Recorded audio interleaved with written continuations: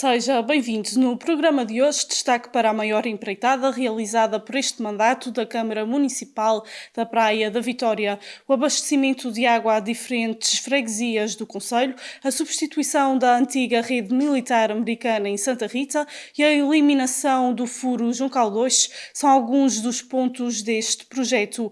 Quanto à fatura da Praia Ambiente, se poderá ou não ser aumentada com esta obra, Tibério Diniz garante que continuará estável.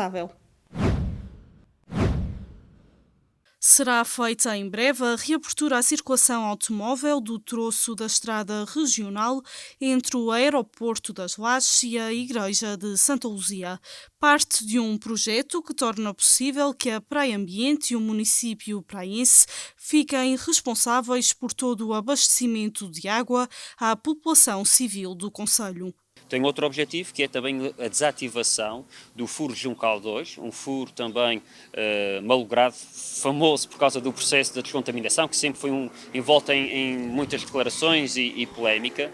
Portanto, o furo do Juncal 1 já havia sido desativado na década de 80 e o furo Juncal 2 será desativado também com esta empreitada. Além disso, como a empreitada vem desde, portanto, a montante e desde quase do interior da ilha, permite também fazer um reforço da quantidade e qualidade de água às freguesias de São Brás, Fontinhas, Vila das Lajes e uma área substancial da freguesia de Santa Cruz, onde fica especificamente aqui a localidade de Santa Luzia, Juncal e a Serra de Santa Rita. Portanto, cerca de 20% da população do concelho terá melhor água, porque aqui temos água de nascente e não água de furo, e teremos também maior quantidade na rede e maior pressão na rede quando terminada a empreitada. Vários asfaltos na estrada, a substituição da rede militar do antigo bairro americano de abastecimento a Santa Rita e o encerramento definitivo de furos fazem parte deste projeto.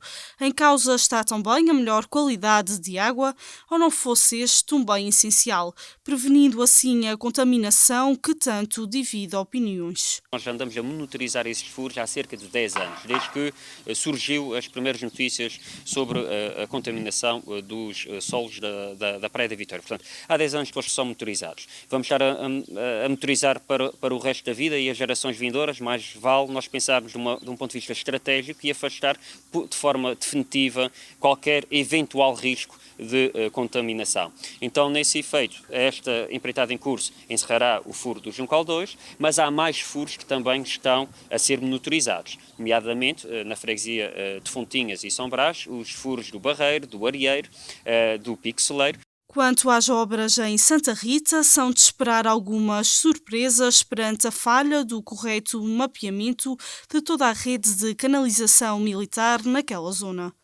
Terminando aqui esta zona, vai-se iniciar as intervenções na ladeira de Santa Rita e também fazer aqui esse apelo, que sendo aquele um principal acesso a toda a população que reside na Serra de Santa Rita e na Serra de Santiago, vai naturalmente criar aqui constrangimentos. Portanto, apelar aqui à compreensão de todos, porque a previsão na ladeira de Santa Rita é haver pedra debaixo do tapete e, portanto, quando abrirmos as valas vai haver naturais constrangimentos e aquele é um dos principais acessos para muita gente e muito boa gente que reside em Santa Rita e Serra de Santiago. E, portanto, também fazer essa já previsão dos condicionalismos que vamos ter naquela zona. É assim que são introduzidos cerca de 15 quilómetros de novas condutas na rede de abastecimento de água do concelho, ou seja, mais 18,4 mil litros de água por minuto. É a maior empreitada que a Câmara Municipal tem em curso e perspectivada para o atual mandato, superior a 2 milhões de euros, com participada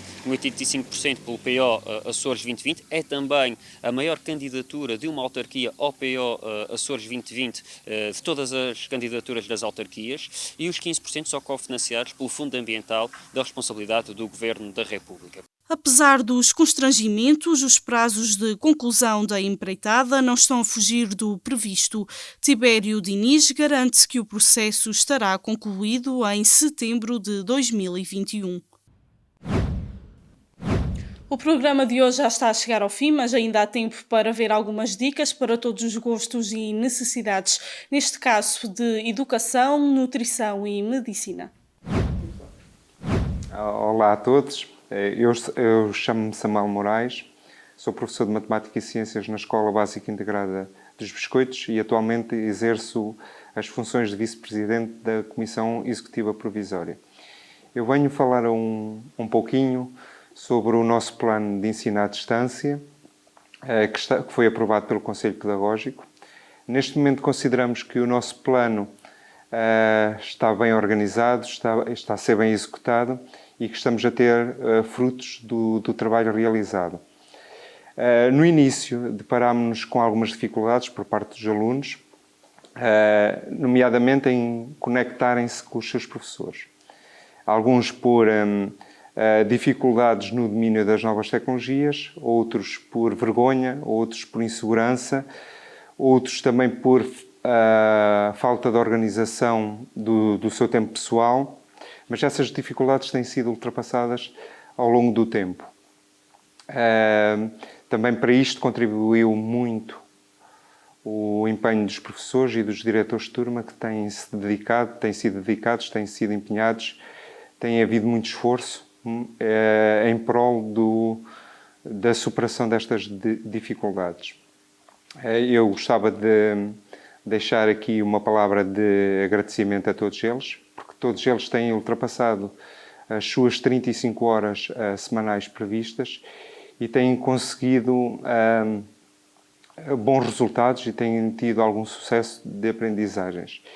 E também gostava de deixar um desafio a quem nos ouve, aos alunos que têm as suas aulas por videoconferência ou outro tipo de atividades. Uma das formas de valorizar o trabalho destes professores é empenhar-se nos trabalhos que fazem, realizar todas as tarefas, estarem presentes nas videoconferências e, acima de tudo, uma das coisas que mais motiva os professores é saber que o aluno está a aprender e que há empenho em todo esse processo de ensino-aprendizagem. É uma das formas de valorizarmos o trabalho dos professores, quer sejam os pais, quer sejam os encarregados, os alunos. É importante haver esta valorização e dar também algumas palavras de incentivo aos professores quando for possível. Outra das coisas porque nós aqui na escola também não desistimos dos nossos alunos, nós este ano também vamos ter provas de equivalência à frequência, é que agarrem esta oportunidade e procurem o sucesso. Acima de tudo, procurem o sucesso em tudo o que fazem. Esta é as palavras que gostava de deixar, sabendo que as atuais circunstâncias não são as melhores, mas eu penso que juntos vamos conseguir vencê-las. Um bem-aja a todos e muito obrigado. Olá, chamo-me Carolina Ferreira e sou nutricionista. Hoje vou falar sobre lixo alimentar. Evite alimentos ricos em sal, gordura e açúcar ao longo do dia. Estes alimentos encontram-se fora da roda dos alimentos como parte integrante de uma alimentação saudável. Logo, devemos evitar, sempre que possível, o seu consumo. Faça-o só em dias de festa. Estão incluídos os bolos, biscoitos, sobremesas, pudins, gelados, snacks, fritos, salgadinhos, refrigerantes, chocolates, tartes, refeições pré-confeccionadas, entre outros. Estar mais tempo em casa pode ser sinónimo de comer mais e de optar por alimentos menos saudáveis. A estratégia mais eficaz para evitar o consumo excessivo desses produtos alimentares é seguramente não comprar e substituir por outros alimentos mais saudáveis, mas saborosos à mesma. Use o seu tempo livre para inovar e ensinar os mais novos a cozinhar de forma mais saudável, ou mesmo para aperfeiçoar os seus dotes culinários. Tenho aqui alguns exemplos de snacks que se pode fazer em casa e muito mais saudáveis como alternativa aos industrializados. Portanto, por vezes a ver televisão, no nosso conforto do sofá, ver um filme, apetece-nos petiscar. Então vou dar aqui umas sugestões. Fazer chips de batata doce, por exemplo, no forno, tempere com pimenta e paprika e coloque no forno. Pode usar também a batata branca. Tenho aqui outro exemplo de petisco, maçã assada no forno, portanto, tempera-se com canela, coloca-se no forno, deixa-se arrefecer e está aqui outra solução. Também temos o outro exemplo, os palitos de cenoura. Temperei com orégãos e tomilho. Levei ao forno também para tornar aquele toque crocante. Aqui, pegando numa receita tradicional, os bolinhos de abóbora, não adicionei açúcar, como tinha a receita, uma vez que a abóbora por si só já é doce, e em vez de fritar, coloquei no forno. Aqui outra ideia engraçada, com petisco, grão de bico seco, temperei, usei o grão de bico, neste caso o enlatar, escorri a água de conserva e sequei com papel. Depois temperei com paprika e pimenta e levei ao forno. Ficam absolutamente deliciosos e saudáveis.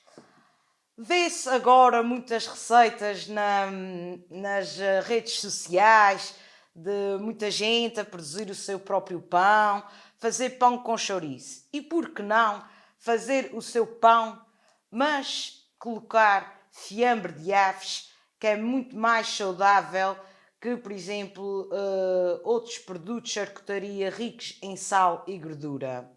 Tenho aqui uma boa opção. Espero que tenham gostado. Por hoje é tudo. Vai ficar tudo bem. Olá, o meu nome é Tânia Cortês e hoje venho falar sobre os medicamentos e sobre a conservação dos medicamentos em domicílio. Isto é, neste contexto de pandemia, as pessoas com algum medo e com alguma razão resolveram comprar muitas caixas de medicamentos porque tinham medo de não poder sair de casa para os comprar ou tinham medo até de um possível ruptura de estoque dos seus medicamentos. Acontece que agora temos muitos medicamentos em casa, não é? E será que estão bem acondicionados? Será que estão no sítio certo? Ora bem, as caixas de medicamentos e os medicamentos devem ser guardados num local limpo e seco e com as condições de umidade controladas. Ora bem, isto na nossa casa não é muito fácil. Portanto, há sítios onde não devemos ter as caixas dos medicamentos. Entre eles, a fruteira que apanha a luz da janela, próprio parapeito da janela. Tudo isto são sítios onde está proibida a localização de medicamentos. Os medicamentos devem estar num armário que deve estar bem higienizado, deve ser seco e deve ser aberto de vez em quando para arejar e verificar se não existem bolores. Também é importante que os medicamentos não estejam à vista se houver crianças no domicílio, isto é, não devem estar à vista para que as crianças comecem existe sempre o risco das próprias crianças começarem a tomar os medicamentos sem necessidade e causando algum perigo, não é? Portanto, temos que ter cuidado com os medicamentos que temos em casa. Repetindo, deve guardar os medicamentos dentro de um armário seco e limpo. Deve arejar o armário de vez em quando. Tem que ser um local que não tenha exposição solar. Isto falando para os medicamentos que estão em caixa e que não precisam de ser guardados no frigorífico. Porque sim, também há medicamentos que têm que ser guardados no frigorífico. Nestas circunstâncias, deve perguntar ao seu farmacêutico se os medicamentos onde é que têm que ser guardados, se num armário ou no frigorífico. Se tiverem que ser guardados no frigorífico, deve-os guardar não misturados com os alimentos. Devem estar, por exemplo, numa prateleira à parte, sem contacto com outras substâncias que estejam no frigorífico. É importante não acumular medicamentos para muitos meses, porque nem sempre nas nossas casas existem as condições ideais para os conservar. Temos que ter cuidado com esse armazenamento, porque depois os medicamentos perdem o seu efeito. Se ao abrir uma caixa de medicamentos ou ao abrir o armário onde estejam medicamentos e encontre bolor dentro da caixa ou dentro do próprio armário, tem que verificar se os comprimidos têm bolor e se tiverem bolor não os deve tomar.